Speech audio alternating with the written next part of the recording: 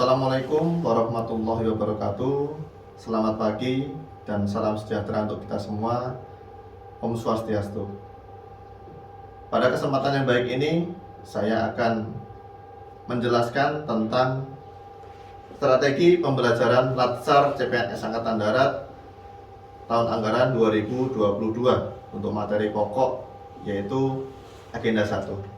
Sebelumnya perkenalkan, nama saya Kapten CAC Erwin Setiono. Saya berdinas di Pusdik Ajen. Untuk kesempatan yang baik ini, nantinya saya juga akan membimbing para peserta Latsar pada materi pokok agenda 1 untuk sama-sama kita bekerja lebih dalam dan lebih jauh mengenal apa itu pembelajaran yang pada materi pokoknya adalah agenda 1. Sebelumnya saya awali tentang dasar hukum pelatihan. Yang pertama kita gunakan Undang-Undang Nomor 5 Tahun 2014 tentang Aparatur Sipil Negara. Yang selanjutnya Peraturan Pemerintah Nomor 11 Tahun 2017 yaitu tentang manajemen PNS, yaitu pada pasal 33 dan 37. Yang terakhir kita gunakan pedoman tentang Peraturan Lembaga Administrasi Negara Nomor 10 Tahun 2021 tentang perubahan atas Perlan Nomor 1 Tahun 2021 tentang pelatihan dasar CPNS. Untuk selanjutnya kita tahu bahwa Perlan yang kita gunakan adalah dasar dalam penyelenggaraan Latsar CPNS Angkatan Darat, yaitu pada pendidikan dan pelatihan dengan masa prajabatan, yaitu para siswa harus mengetahui dan harus mendalami tentang integritas moral, kejujuran, nasionalisme, dan wawasan kebangsaan, serta menciptakan atau menumbuhkan rasa tanggung jawab dalam kita berdinas di satuan.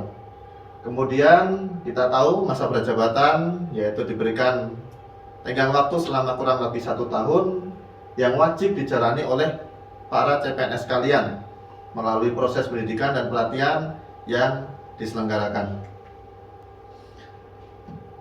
Pada kesempatan yang baik ini saya sampaikan tentang teknis pembelajaran sesuai dengan Perlan Nomor 1 Tahun 2021, yaitu seharusnya atau secara aturan pendidikan dibagi menjadi beberapa hal. Yang pertama yaitu pembelajaran secara klasikal, kemudian yang kedua yaitu pembelajaran secara blended learning, yang ketiga pembelajaran dengan distance learning, dan yang terakhir yaitu pembelajaran mandiri atau pembelajaran secara daring yang dilakukan oleh para siswa nantinya.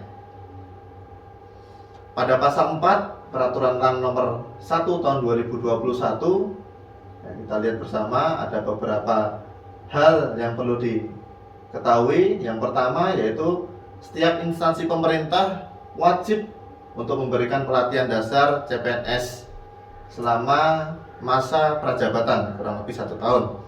Kemudian yang kedua, dengan mempertimbangkan kondisi tertentu, pelatihan dasar CPNS dapat dilaksanakan setelah masa prajabatan dengan persetujuan tertulis dari Kepala LAN, diawali dengan laporan kepada Komandan Satuan dan mengirimkan surat kepada Kepala Lembaga Administrasi Negara.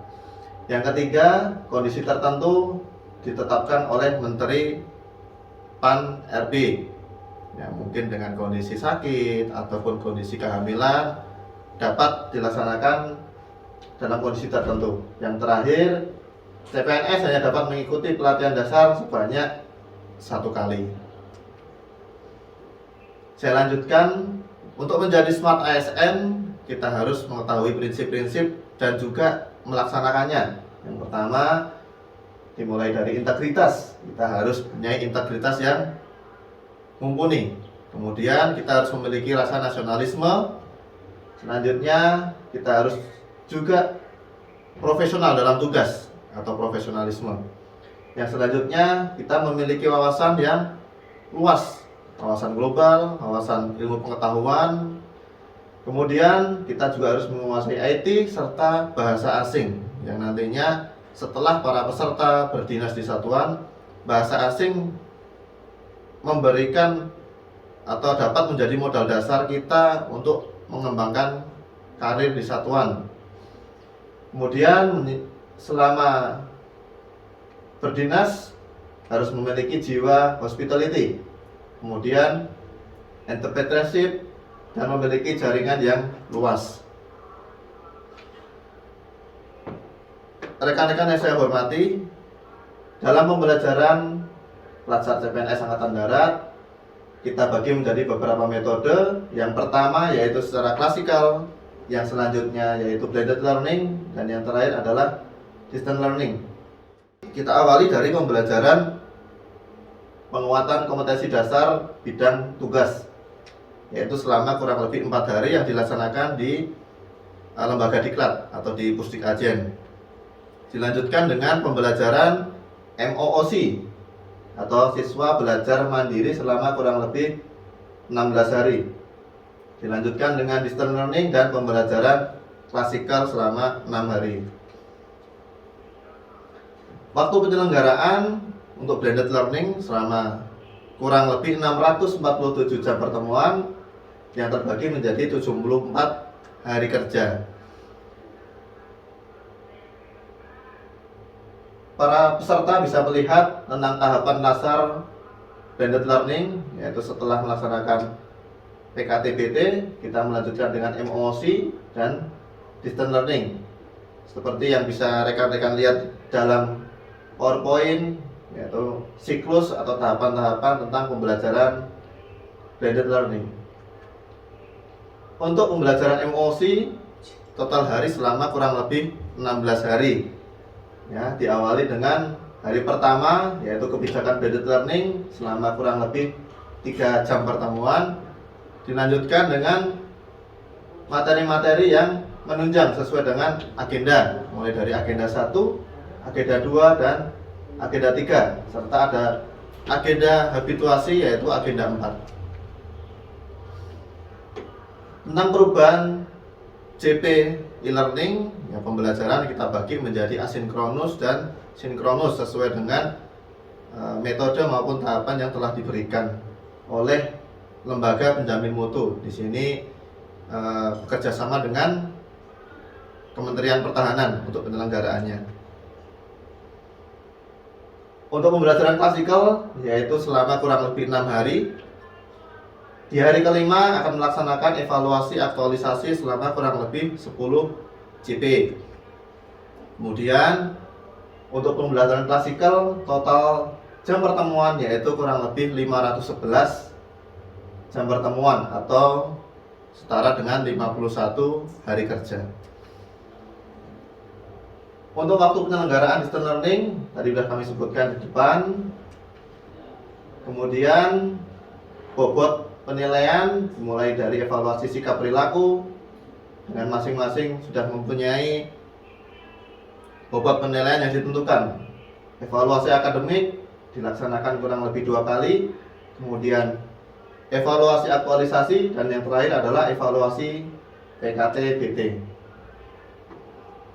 Para peserta maupun rekan-rekan yang saya hormati, pada tahap kelulusan yaitu peserta harus melaksanakan seluruh pembelajaran tanpa terkecuali dengan dipedomani oleh batas lulus yang diberikan sesuai dengan Perlam nomor 1 tahun 2021. Adapun apabila para peserta tidak lulus atau tidak bisa mencapai batas nilai, akan ditunda terlebih dahulu kelulusannya.